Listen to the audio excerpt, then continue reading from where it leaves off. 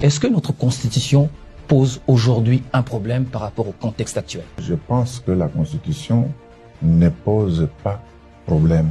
C'est une Constitution équilibrée. Voilà. Ce qu'ils veulent faire, oui, c'est donner l'opportunité à la population congolaise de pouvoir passer par un référendum et avoir une Constitution issue des élus légitimes. Changer ou bien réviser la Constitution? Soit les deux. Les deux.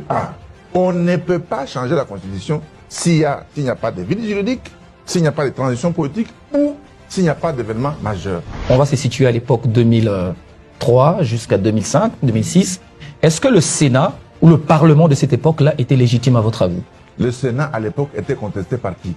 L'Assemblée nationale à l'époque était contestée par qui? Quelles sont à votre avis les dispositions qui peuvent faire l'objet d'une révision constitutionnelle? Je peux par exemple dire l'élection des sénateurs. Les gens sont en train d'écrire. La société ne veut pas d'élection des sénateurs au suffrage universel indirect parce que le sous-bâtiment c'est quoi? C'est la corruption. Quand est-ce qu'on peut réviser? Quand les conditions sont données par la Constitution elle-même. Allez-y. D'abord, pour le changement, je vous dis qu'ils n'ont pas la possibilité de changer la Constitution. Si on respecte la Constitution, on ne peut pas réviser la Constitution parce que nous sommes d'abord sous l'état des sièges. Il faut d'abord terminer ce qui se passe là-bas. Tant qu'ils sont déjà majoritaires, ça veut dire que le passage est déjà accordé. Le pouvoir en place ici est bloqué. On ne peut pas réviser la Constitution avec cette Assemblée nationale parce que les élections ont été mal organisées. C'était un simulacre d'élection. Mais les députés actuels, on les appelle députés, des faits qui sont là-bas. Ça, c'est un point de vue. C'est un point de vue d'une grande frange de la population, qui dit que l'Assemblée là et le Sénat sont illégitimes. Vous affirmez que l'idée derrière... L'idée, c'est donner un mandat illimité à leur président de la République, au président du Tshisekedi.